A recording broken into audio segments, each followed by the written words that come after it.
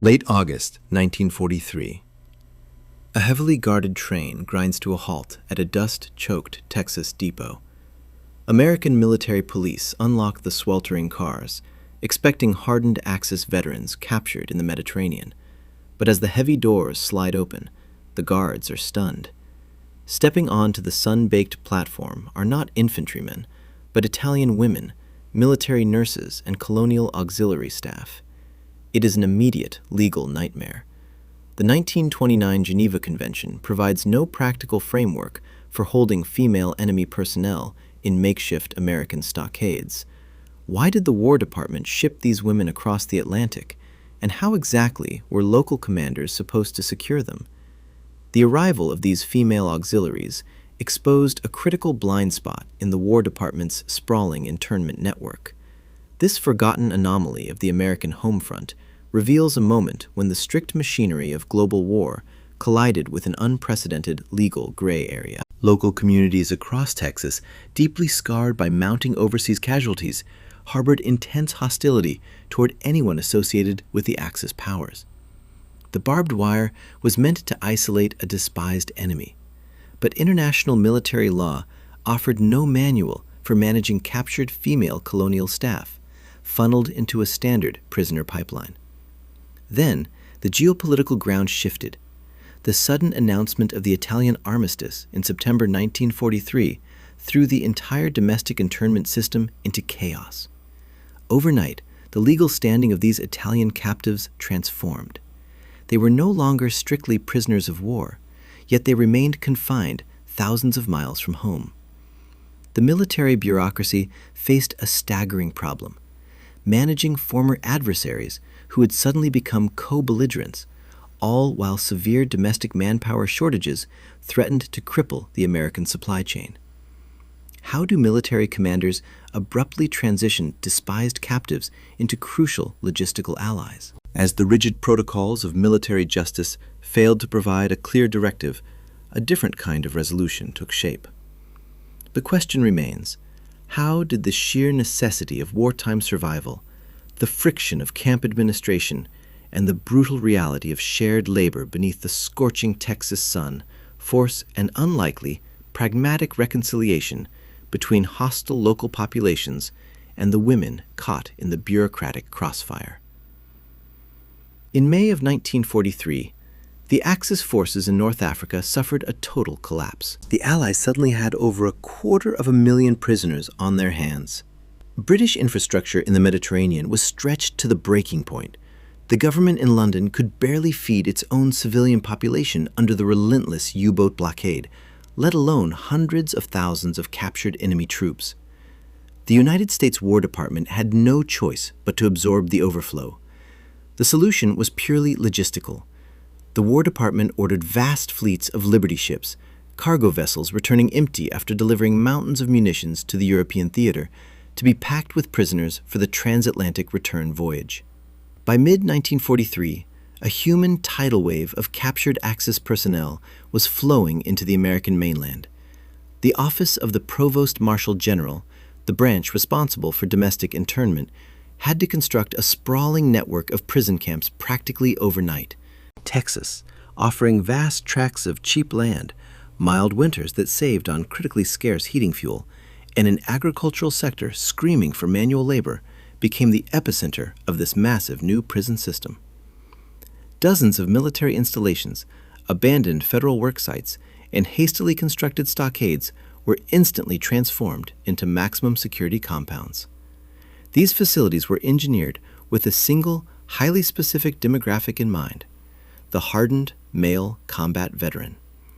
The blueprints mandated cold, standard military efficiency. They featured rows of uninsulated tar paper barracks, communal open bay latrines, triple-strand barbed wire perimeters, and elevated guard towers equipped with .30 caliber machine guns and high-intensity searchlights. The administration manuals distributed by the War Department were thick with protocols for handling infantrymen, tank crews, and artillery officers. They dictated strict daily caloric intakes, outlined the complex legal parameters of forced labor, and established rigid security measures to prevent riots and mass escapes. but those manuals contained absolute silence on the issue of female prisoners. When the transport trains began offloading Italian female auxiliaries, colonial administrators, and military nurses into the dust of the Texas Panhandle, the local camp commanders were caught completely off guard. These women had been swept up in the sweeping, chaotic surrenders across East and North Africa. In the rush to clear the Mediterranean theater of all enemy personnel, logistical officers simply loaded them onto the Liberty ships alongside the frontline infantry. There was no triage, no special categorization. They were processed blindly through the exact same transatlantic pipeline. For the American base commanders receiving them, this created an immediate, compounding administrative crisis. Standard operating procedures dissolved upon contact with reality. A camp built to house 3,000 male combatants had zero infrastructure to isolate female detainees. Commanders were forced to hastily partition off sections of their compounds, stringing up temporary interior fencing and reallocating already scarce guard details just to maintain basic segregation. The bureaucratic friction was staggering. How do you issue standard male prisoner of war uniforms, dyed with the prominent, legally required letters PW, to female medical staff? What was the female labor quota in a prison system designed entirely around heavy agricultural harvesting and infrastructure work? Furthermore, standard military police battalions were entirely male. The Women's Army Corps was neither authorized nor trained to serve as armed guards in maximum security enemy stockades.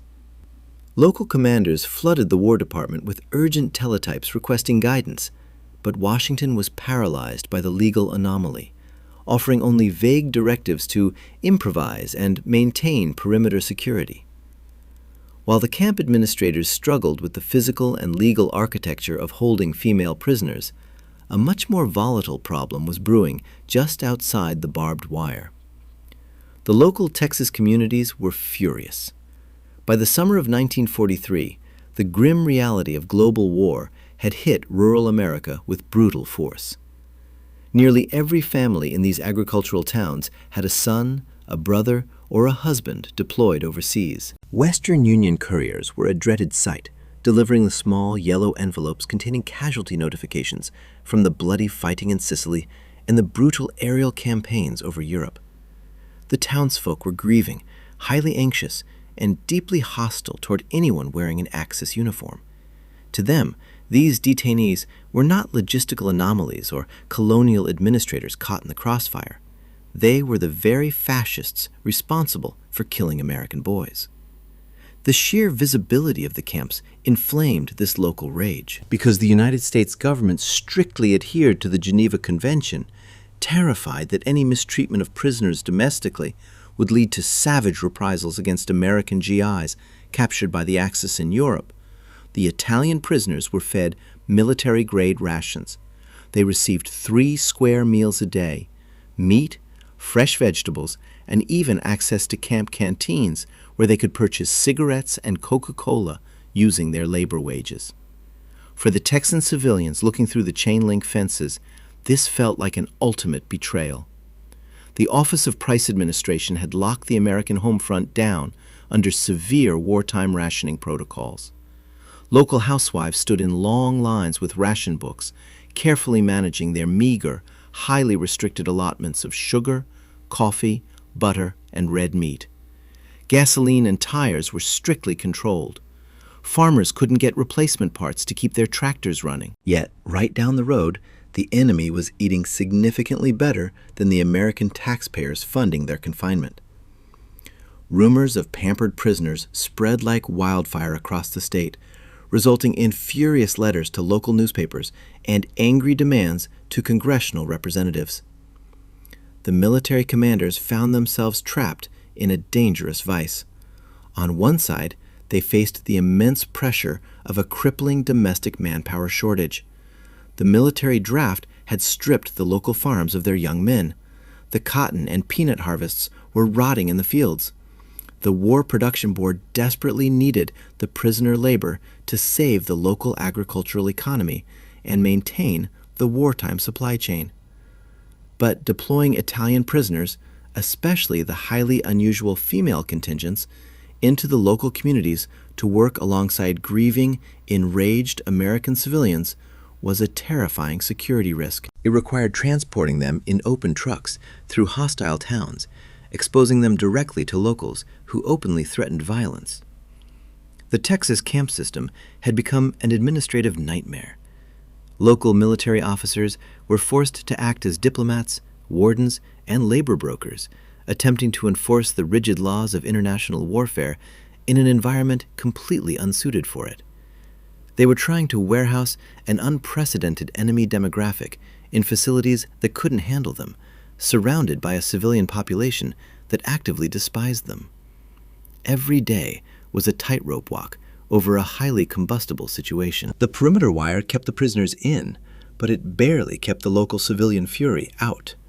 The entire internment network was locked in a tense, fragile holding pattern, operating under the firm assumption that these Italians were and would permanently remain the sworn enemy of the United States. It was a powder keg of logistical failure and local resentment, holding its breath under the Texas sun. But the spark that would ignite this volatile mix and force an unprecedented reevaluation of the entire system wouldn't come from the War Department in Washington, and it wouldn't come from the local towns. It was currently hurtling toward them from thousands of miles away. On September 8, 1943, that spark detonated across the international airwaves. General Dwight D. Eisenhower officially broadcast the armistice of Cassibile. The Italian government had unconditionally surrendered to the Allies and severed its pact with Nazi Germany. Within hours, the shockwave of this geopolitical earthquake hit the chain-link perimeters of the Texas camps. The legal foundations of the entire American internment system completely evaporated. Overnight, the Italian female auxiliaries and nurses sweating in the uninsulated barracks were no longer enemy combatants. By the stroke of a diplomatic pen across the Atlantic, the Axis captives had been legally transformed into co-belligerents. But the physical reality of their confinement remained stubbornly unchanged. The following morning, the sun still rose over triple-strand barbed wire. The elevated guard towers were still manned by American military police gripping loaded .30 caliber rifles. The women were trapped in a staggering bureaucratic paradox. They were legally recognized as friendly allies, yet they were still waking up as incarcerated prisoners on foreign soil. The War Department was terrified of simply releasing thousands of former enemy nationals into the American heartland, but military lawyers could no longer legally justify holding them under the strict, punitive terms of the 1929 Geneva Convention. Washington scrambled to invent a legal loophole. The War Department issued a highly controversial directive authorizing the creation of Italian service units. Under this unprecedented protocol, Italian captives were offered a choice. They could remain standard prisoners of war, or they could officially volunteer to swear allegiance to the Allied cause and work directly for the American war effort. For the female nurses and colonial staff, this directive fundamentally redefined their existence in Texas. Those who volunteered underwent a bizarre administrative rebranding. They traded their legally mandated prisoner garments for surplus American military uniforms, hastily modified with green patches bearing the word Italy stitched in bold white lettering. They were granted slightly looser restrictions within the compounds, promised fair wages, and given new operational guidelines. More importantly, this reclassification gave the desperate local camp commanders exactly what they needed. The military bureaucracy finally had a mechanism to legally extract these women from the holding pens and plug them into the collapsing domestic supply chain. But this newly invented status came with a terrifying catch. To fulfill their obligations as Italian service unit volunteers, these women had to physically step outside the protective jurisdiction of the barbed wire. They were ordered onto the beds of open military transport trucks, assigned to logistical depots, sorting facilities, and the sprawling unharvested agricultural fields surrounding the military installations. The War Department had solved its legal crisis on paper, but they utterly failed to calculate the visceral reality on the ground.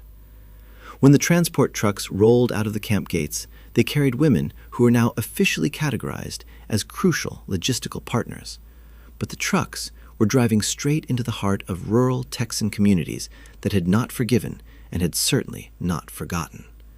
To the local farmers standing by the roadsides, holding telegrams detailing American casualties from the bloody landings at Salerno, a diplomatic signature in Europe meant absolutely nothing. The uniform modifications were just patches sewn onto the enemy. The military had declared a truce, but the grieving American public certainly had not. Leaving the wire meant these newly designated allies were thrust into direct, unprotected contact with a deeply suspicious, heavily armed, and profoundly hostile civilian population. The collision between Washington's paperwork and the brutal reality of the Texas home front was immediate and chaotic.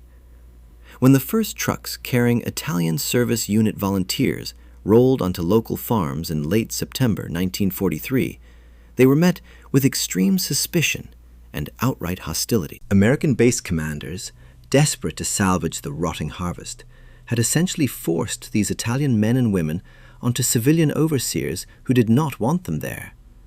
For the Texan farmers, whose sons were actively bleeding on the beaches of Salerno, the sight of the enemy standing in their peanut and cotton fields was deeply offensive. Local sheriffs frequently drove by the work sites, hands resting heavily on their sidearms, making it agonizingly clear that the military's new co-belligerent status offered zero protection against civilian retaliation. The Italians were viewed not as a vital workforce, but as a dangerous, untrustworthy liability forced upon the county by an out-of-touch federal government. But the friction was not just coming from the Americans. Inside the chain-link perimeters of the camps, a violent civil war was erupting. The creation of the Italian service units violently fractured the prisoner population. While many pragmatically volunteered, a fierce, highly organized minority of hard-line fascist officers vehemently refused. They viewed the armistice as treason and the volunteers as traitors to Mussolini. In the dead of night, these hardliners launched brutal campaigns of intimidation within the unlit barracks. Volunteers found their meager personal belongings slashed, received anonymous death threats scrawled in charcoal, and faced severe beatings in the communal latrines. For the Italian women attempting to navigate this impossible situation, volunteering meant risking savage reprisals from their own countrymen the moment the American guards looked away. Every morning they boarded the transport trucks, they were squeezed between the violent ideological hatred of the fascist holdouts inside the wire and the grieving, armed hostility of the American civilians waiting for them outside. Yet, out in the blistering heat of the harvest, the dynamics slowly, agonizingly began to shift. The catalyst was not diplomatic protocol or shared ideology, but the brutal, undeniable demands of agricultural survival. The cotton was dying on the stalk. The tractors lacked replacement parts. The sheer volume of physical labor required to save the local economy was staggering, and the Italian units were the absolute only manpower available.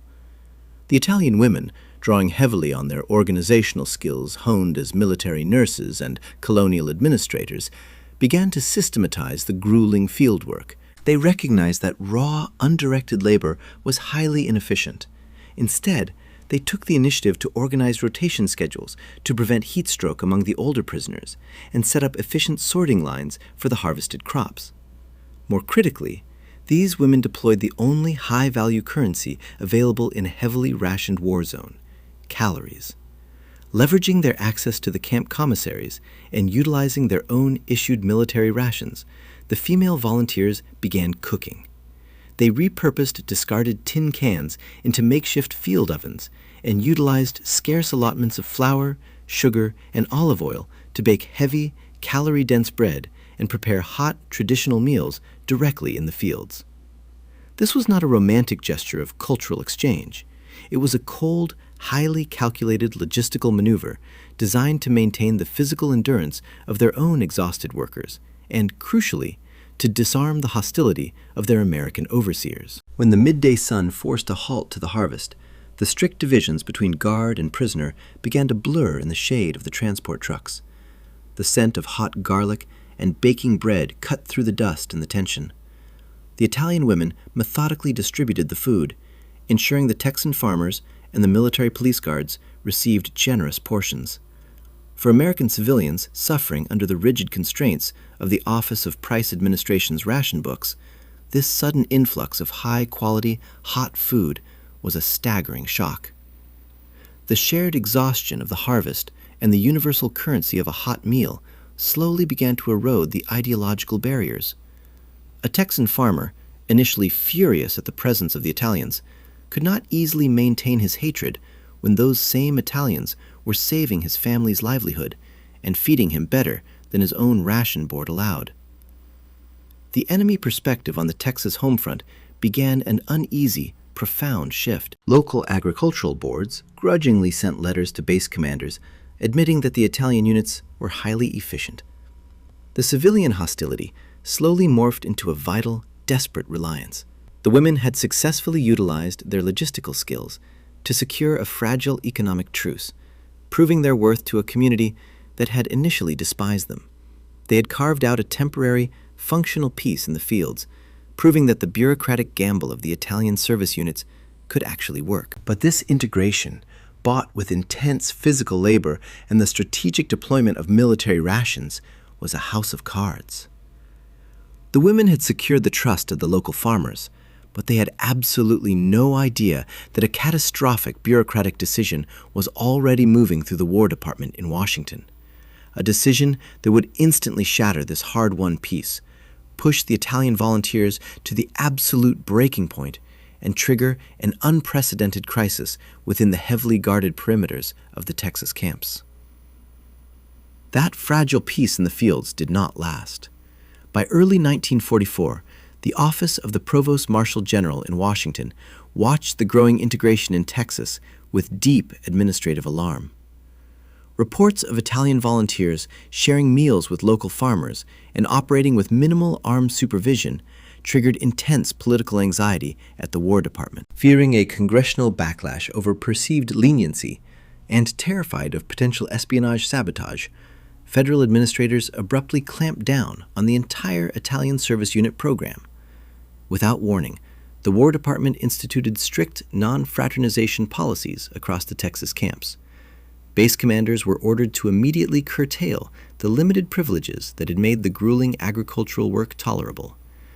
The Italian women, who had just spent months stabilizing the local harvest, suddenly found themselves trapped in a crushing bureaucratic purgatory. The legal contradiction was paralyzing. Under federal labor manifests, these women were categorized as friendly co-belligerents whose daily output was vital to saving the regional economy.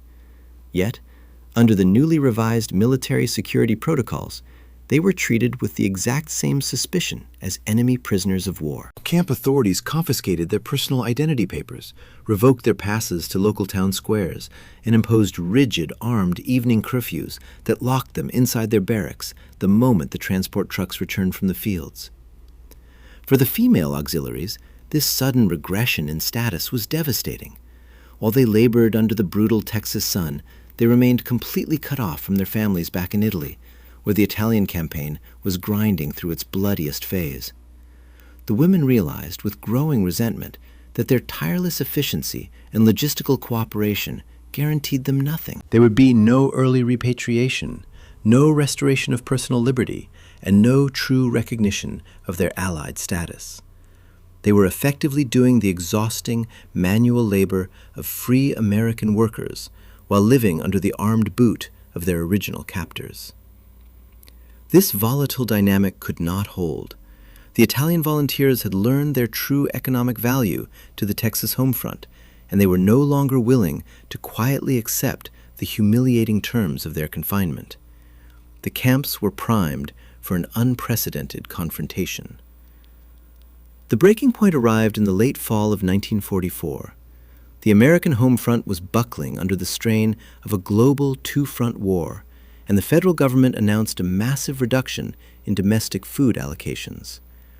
Washington issued a blanket directive to slash the daily caloric intake for all interned personnel across the United States. The bureaucratic order made no distinction between hardened Nazi SS troops held in high-security compounds and the Italian service units actively saving the Texas agricultural sector. Overnight, the very rations that the female auxiliaries had meticulously managed to sustain the grueling harvest were severely cut. The War Department expected standard prisoner compliance. Instead, they faced a highly organized logistical siege. The Italian women, alongside the male service units, completely understood their absolute leverage. The late 1944 harvest was at its most critical juncture. Without their manual labor, the peanuts, cotton, and sorghum would rot in the fields within days, triggering a localized economic collapse. They did not riot, and they did not attack the guards. Instead, they executed a localized, incredibly disciplined work stoppage. When the American transport trucks rolled into the compounds at dawn, the Italian volunteers simply refused to board. The sorting facilities fell silent. The field kitchens were packed away. The military police, trained to suppress violent uprisings with .30 caliber machine guns, were entirely paralyzed by passive, coordinated non-compliance. You cannot shoot an Allied volunteer for refusing to pick cotton, but you also cannot force them to work on starvation rations. To sustain their strike, the female auxiliaries weaponized the very food networks they had built. Anticipating the ration cuts, they had quietly stockpiled non-perishable commissary goods and leveraged their established trust with local farmers. Operating a shadow supply chain right under the noses of the camp administration, the women ensured the striking workers remained fed, effectively bypassing the military's attempt to starve them into submission. They held the local agricultural economy completely hostage, and they did it with clinical, logistical precision. The pressure on the American base commanders was immediate and crushing. It did not come from Washington, but from furious Texan agricultural boards and local county officials. The civilian farmers did not care about federal rationing policies or military protocol. They cared that their crops were dying on the stalk. Local leaders flooded the camp switchboards, demanding that the military authorities do whatever was necessary to get the Italians back into the fields. Trapped between rigid directives from the War Department and an impending local economic catastrophe, the American military commanders blinked. In an unprecedented breach of wartime protocol, base administrators were forced to sit down at the negotiating table with the very people they were supposed to be guarding. The Italian representatives, backed by the indispensable labor of the women who managed their supply lines, delivered their terms. They demanded the immediate restoration of their full caloric rations and the reinstatement of their operational privileges. But more importantly, they demanded de facto recognition of their status. They were not prisoners of war to be punished by arbitrary federal cuts. They were crucial Allied laborers, and they expected to be treated as such. Facing the total collapse of the regional harvest, the American commanders capitulated. The rations were quietly restored. The strict confinement protocols were loosened, and the trucks rolled back out into the fields. Through sheer organizational discipline and the tactical control of food, a marginalized group of foreign captives had successfully forced the United States military to bend to their terms, permanently altering the balance of power in the heart of Texas. The Italian women who stepped off that heavily guarded train in August 1943 did not leave the Texas Panhandle when the guns finally fell silent in Europe. The massive logistical backlog of repatriating millions of displaced people meant these female auxiliaries and nurses remained trapped behind American barbed wire well into 1946. But the landscape they eventually left was fundamentally different from the rigid, maximum security stockades they had entered. Their unexpected arrival had forced the United States military to confront a profound legal void in real time.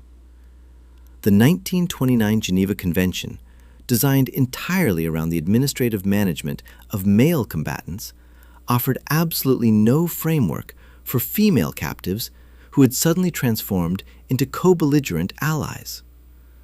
When the War Department attempted to manage this unprecedented anomaly through vague teletypes and arbitrary rationing cuts, their policies instantly collapsed upon contact with the severe, unforgiving realities of the American home front. Washington's abstract legal doctrines could not harvest dying crops, and strict military security protocols could not replace rotting tractor parts.